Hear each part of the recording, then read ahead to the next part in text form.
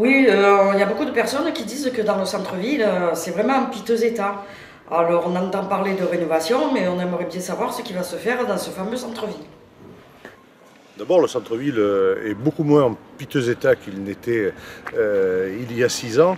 Il y a quand même eu 165 logements qui ont été réhabilités. Il doit y en avoir 285 dans notre projet de rénovation urbaine sur les 6 années à venir. Le logement, c'est une chose.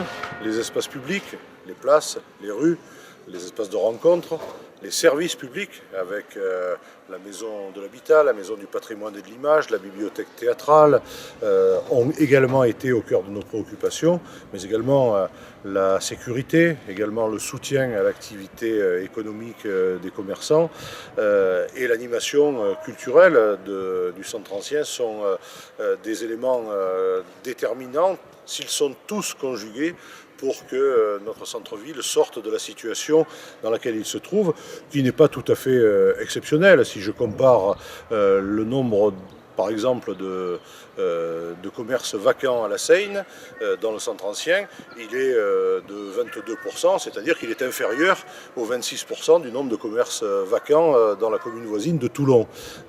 Donc la situation n'est pas dramatique.